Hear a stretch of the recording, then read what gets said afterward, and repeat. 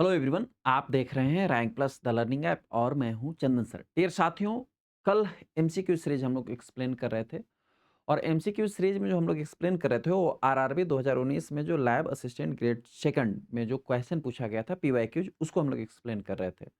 उसमें एक non technical का क्वेश्चन था, उस क्वेश्चन को हम लोग नहीं सॉल्व कर पाए थे। मैंने बोला था कि अगले क्लास में मैं इसको सॉल्व करके आपको बता दूंगा।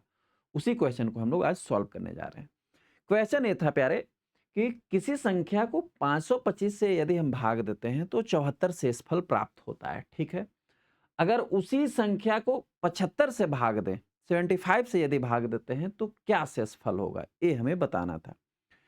इस क्वेश्चन को समझाने से पहले एक अनदर क्वेश्चन समझाता हूं, फिर एक क्वेश्चन हमें क्लैरिफाई हो पाएगा। देखिए, एक क्वेश्चन में समझा देता हूं कि अगर कोई संख्या है उसको 296 से भाग देते हैं तो 75 शेषफल प्राप्त होता है। यदि उसी संख्या को 37 से भाग दे तो क्या शेषफल प्राप्त होगा। सेम क्वेश्चन वैसा ही है। इसमें बस इतना सा था, नंबर चेंज है। इसमें 525 से भाग दे रहे थे तो 74 बच रहा था, फिर 75 से भाग देंगे तो क्या बचेगा। यहाँ पर है कि यहाँ पर है कि 296 से भाग दे रहे हैं तो 75 बच रहा है, 37 से भाग देंगे तो क्या बचेगा। बस ये ऐसा मैं क्यों कर रहा हूँ, समझाने के लिए। अभी समझ में आ जाएगा, पता चल जाएगा आपको। सिंपल सा, जब आप भाग का या जिसको हम डिवाइडेड का बोलते हैं, आपने पढ़ा होगा जब 5वीं या 6ठी क्लास में, तो आपने इस चीज़ को ज़रूर पढ़ा होगा कि सपोज दैट 8 को हम लोग डिवाइड कर रहे हैं, 8 75 को हम लोग डिवाइड कर रहे हैं 8 से, तो इसको भाग देने पे 8 नवा 72, यहाँ बच जाएगा 3। अगर हिंदी की मैं बात, भाग ऐसे देते हैं, अगर हिंदी की मैं बात करूं तो इसको हम लोग बोलते हैं भाजक। क्या बोला जाता है सर? इसको हम बोलते हैं भाजक। इंग्लिश में इसको बोला जाता है डिवीजर। क्या बोला जाता है सर? डिवीजर। इसको हम लोग बोलते हैं भाज्य। हिंदी में इसको क्या बोला जाता है सर? भाज्य। और इंग्लिश में इसको बोला जाता है डिवाइडेंड। डिवाइडेंड। ठीक है, ये जो भाग देने के बाद ये राइट साइड में जो बचता है, इसको हिंदी में बोला जाता है भागफल। क्या बोला जाता है सर? भागफल। यानी भाग देने के बाद जो भी हमें फल प्राप्त हुआ वो है भागफल। इंग्लिश में इसको बोलते हैं क्वोटेंट। क्या बोला जाता है सर? इंग्लिश में इसको बोला जाता है क्वोटेंट। और जो ये नीचे में बच जाता है, किसी किसी किसी में जो हम अगर यहाँ 72 रहता तो 8 9 72 पूरा के पूरा भाग लग जाता तो नीचे में शून्य बचता। किसी किसी में कुछ नहीं बचता है। कोई भाग देते हैं तो कुछ में कुछ ना कुछ बच जाता है। जैसे इस कंडीशन में हमने भाग दिया तो पूरा का पूरा नहीं कटा भाग, और नीचे में हमें कितना बच गया? 3 बच गया। तो जो नीचे में बच जाता है इसको हम बोलते हैं हिंदी में शेषफल। इसको क्या बोला जाता है? शेषफल। और इंग्लिश में बोला जाता है रिमाइंडर। क्या बोला जाता है सर? रिमाइंडर। अब इस चीज से हम इस क्वेश्चन को समझेंगे। क्या यहां बोला था कि यदि किसी भी संख्या को, कोई एक संख्या है, समझ लो कि यहां नंबर n है, संख्या हमें ज्ञात नहीं है, कोई एक संख्या है जिसको 296 से भाग दे रहे हैं, 296 से भाग दे रहे हैं, तो शेषफल जो है, यहाँ एक्स वाई जेड कुछ भी हमें है, शेषफल जो है वो हमें 75 यानी कि 75 बचता है। ए शेषफल, रिमाइंडर। क्या सर? रिमाइंडर क्या बच रहा है सर? 75 बच रहा है। ए है डिवीजर, डिवाइडेंड। यहाँ भागफल नहीं दिया गया है, केवल शेषफल दिया गया है। भागफल के यहाँ हम समस्या ही नहीं ले रहे हैं अभी। अब दूसरी बार ये कह दिया कि पहले हमने 296 से n को भाग दिया तो 75 बच गया। अगर हम इस n को, यदि हम इस n को 37 से 37 से भाग दे देंगे तो क्या बचेगा? भाग दे देंगे तो यहां पर क्या बचेगा? रिमाइंडर क्या होगा? What will be the reminder? ये पूछ दिया। इसका बहुत सिंपल सा रूल है। रूल ये है कि इतने सारे लंबा चौड़ा क्वेश्चन को कुछ नहीं देखना है। देखना ये है सबसे, कौन इतना कॉल कर रहा है भाई मुझे? हाँ बोलिए। हाँ,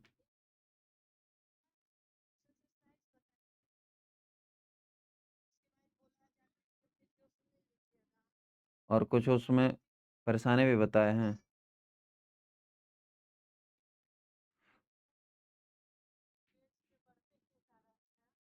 हाँ, तो दवा ले लीजिए, नीचे फिजियो एक्सरसाइज बताएगा, 2-3 दिन जाके करवा लीजिए। हुँ, दव दवा ले लो, नीचे जाके एक्सरसाइज समझ लो, ठीक है? ठीक। घर से कॉल था भाई, मम्मी को घुटने में दर्द है, वही सैनोवियल जॉइंट्स में उनका फ्रिक्शन हो रहा है, उसी के लिए डॉक्टर के पास गए थे हमारे मैडम लेके, तो उन्होंने कॉल किया था कि डॉक्टर ने क्या बोला, ऑर्थोपेडिक्स के पास गए थे। ठीक है, तो अब मैं घर का डॉक्टर हूँ, लेकिन मैं घर का मुर्गी दाल बराबर हूँ, इसलिए मैंने उनको पहले सारी चीज़ें समझाई कि वही चीज़ है, आपको फिजियो की एक्सरसाइज में फिजियोथेरेपी के पास ले चलता हूँ, वो एक्सरसाइज करेगा, आपको ठीक हो जाएगा। वो डॉक्टर साहब बोले तो उनको संतुष्टि हो जाएगा। हम सभी का घर में ऐसा ही सिचुएशन होता है, मतलब ये केवल मेरी सिचुएशन नहीं है, चाहे कोई आदमी कितना बड़ा हो उससे कोई फ़र्क नहीं पड़ता। बस घर, हालाँकि ये हमारे लिए एक प्यार भी होता है ना, अच्छा भी गुदगुदा सा फ़ील होता है इस चीज़ से, कोई दिक्कत नहीं है। हम लोग कहाँ बता रहे थे? हाँ, कि अगर 37 से भाग देंगे इस n को तो हमें क्या फल प्राप्त होगा, ये हमें जानना है। इसका सिंपल सा रूल क्या होता है? सबसे पहला रूल होता है कि जो ये 37 दूसरा वाला ये 37 क्या है सर? ये वही है। ये 37 क्या है? वही है डिवीज़र। डिवीज़र। रूल ये कहता है कि जो दूसरा डिवीज़र है, 37 है, 37 है, वो पहले डिवीज़र में भाग लगा के देखो। जो पहला ये भी तो डिवीज़र ही था। पहले वाला जो डिवीज़र है, इससे भाग लगा के देख लो। मैं समझाने के लिए केवल बड़ा कर रहा हूँ, ऐसा बड़ा है नहीं है क्वेश्चन। 37 से 296 में भाग दे दो, ठीक है? यदि भाग पूरा-पूरा कट जाएगा तो आगे का प्रोसेस करेंगे। यदि भाग पूरा-पूरा नहीं कटेगा तो हालाँकि पूरा कटने वाला ही लगभग क्वेश्चन देता है। क्वेश्चन को कॉम्प्लेक्स बनाना ही नहीं चाहता एग्ज़ामिनर, ईज़ी करना चाहता है।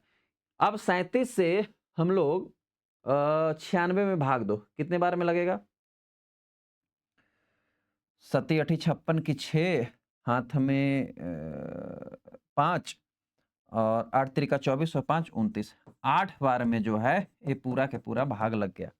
शर्त ये है कि जो दूसरा डिवीज़र है, इस पहले डिवीज़र को पूरा-पूरा कट कर देना चाहिए। यदि कट करता है, तो आगे का प्रोसेस फ़ॉलो करना है। तो कट तो कर दिया, आगे का प्रोसेस क्या फ़ॉलो होगा? जो दूसरा डिवीज़र है, जो दूसरा डिवीज़र है, इस डिवीज़र से पहले वाले रिमाइंडर को भाग देना है। बस अब हमारा आंसर आ जाएगा। अब हम 37 से भाग देंगे 75 में। 37 से यदि भाग देंगे 75 में, चूँकि 75 ही है, तो 37 दूना 74 आता है, बच जाएगा 1। कितना यहाँ रिमाइंडर बच गया सर? 1। तो इसका करेक्ट आंसर हो जाएगा 1। इसका करेक्ट आंसर क्या हो जाएगा सर? 1 हो जाएगा। यानी अगर उस किसी भी n को 37 से यदि हम भाग देंगे, तो उसका 1 बचेगा रिमाइंडर। लेकिन ये कब हुआ सर? ये इसके लिए 2 कंडीशन है। ऐसे कब हमें सॉल्व करना है क्वेश्चंस को? तब जब पहला रूल ये कहता है कि जो दूसरा डिवीज़र है, उससे पहले डिवीज़र में भाग दो। 37 से 296 में हमने भाग दिया। यदि भाग पूरा-पूरा कट गया, यदि भाग पूरा-पूरा कट गया, तब हम ये दूसरा वाला स्टेप फॉलो करेंगे, पहला रूल। दूसरा रूल कहता है कि दूसरे वाले में भाग देने के लिए कब प्रोसीड करेंगे? जब जो हमारा दूसरा डिवीज़र था, जो 37 था, वो पहले वाले रिमाइंडर से कम होना चाहिए। 75 से 37 कम है। ऐसा ही क्वेश्चंस आपको 99.9% मिलेगा और इसको ऐसे ही सॉल्व करोगे। इसमें कोई नियम कानून नहीं है और जैसे ही भाग दोगे जो शेषफल बचेगा वो उसका आंसर हो जाएगा। लेकिन अब बोलोगे तो ये क्वेश्चन क्यों समझा रहे थे? इसको डायरेक्ट उसी क्वेश्चन पे समझाते। अब आते हैं हम लोग अपने वाले क्वेश्चन पे। देखना क्यों समझा रहे थे। अब अपने वाले क्वेश्चंस पे आते हैं। वही नियम फॉलो करते हैं सर। सबसे फर्स्ट वन हम क्या करेंगे सर? हमारा सबसे पहले क्या है सर? 525 एक डिवीज़र है जो किसी n को डिवाइड किया, n को डिवाइड किया जिसमें उसको 75 रिमाइंडर बच गया था। 75 उसको 75 रिमाइंडर बच गया था। अब सॉरी 74 रिमाइंडर बच गया था। कितना रिमाइंडर बच गया था सर? 74 रिमाइंडर बच गया था। अब दूसरा स्टेटमेंट बोला कि अगर उसको उसी n को आप 75 से डिवाइड करोगे, उसी n को यदि आप 75 से डिवाइड करोगे तो क्या रिमाइंडर बचेगा? क्वेश्चन यही पूछा जैसे यहाँ पर था सेम। अब हम लोग वही रूल फॉलो करते हैं। पहले मैंने क्या बोला कि जो दूसरा डिवीजर है उसको पहले डिवीजर में, जो दूसरा डिवीजर है, मैं थोड़ा क्लास ले रहा हूँ, 5 मिनट बाद आपको कॉल करूँ? तो जो दूसरा डिवीजर है उसको पहले डिवीजर से डिवाइड करो। अगर पूरा-पूरा डिवाइड हो जाएगा, जैसे हमने यहाँ किया था, पूरा-पूरा डिवाइड हो गया था तो आगे का प्रोसेस फॉलो ऑन किए थे। करते हैं सर, 75 को डिवाइड करते हैं 525 में, 525 में, ठीक है? कितना बार में कटेगा? 7 पचे 35, 7 बार लगा के देखें, 7 पचे 35 की 5, हाथ में 3, ऐसे करो ना, 75 मल्टीप्लाई बाय 3, 7 पचे 35 की 5, हाथ में 3, 7 सत्ते 49 और 3 52, हाँ 525 पूरा आ रहा है, ठीक है? 7 बार में 52 कट गया, यानी कि 75 से दूसरे वाले डिवीजर से पहला वाला डिवीजर कंप्लीटली कट रहा है। पहला रूल हमें फॉलो ऑन हो गया। अब हम दूसरा रूल करेंगे। क्या हमने दूसरा रूल कहा था कि जो ए दूसरा डिवीजर है उसको पहले रिमाइंडर में भाग दे दो। अब आप 75 से 74 में भाग दे दो। भाग जाएगा? नहीं जाएगा। दूसरे कंडीशन में मैंने क्या आपको बताया था, भाग तब लगा था जब हमारा दूसरा डिवीजर पहले वाले रिमाइंडर से कम था। मैंने कंडीशन बताया था ना अभी थोड़ी देर पहले, कम होना चाहिए।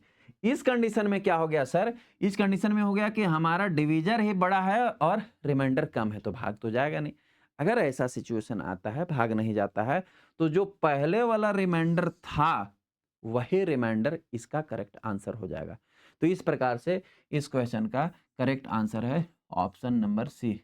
करेक्ट आंसर है ऑप्शन नंबर सी 74, क्योंकि पहले वाला रिमाइंडर 74 था, इसलिए उस संख्या को यदि 75 से भी भाग देंगे तो 74 ही जो है उसका रिमाइंडर शेषफल बचेगा।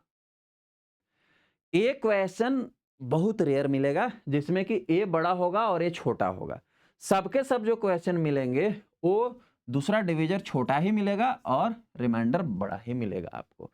और जब मिलेगा तो आप ये वाला रूल फॉलो करना, इजीली आपको सॉल्व हो जाएगा। होप सो ये क्वेश्चन मैं आपको समझाने में सफल हो पाया हूँ। वैसे तो मैं मैथ का टीचर नहीं हूँ प्यारे, लेकिन कोशिश करने वालों की कभी हार नहीं होती। ऐसे मैं भी कोशिश करूँगा तो आपको मैथ पढ़ा सकता हूँ।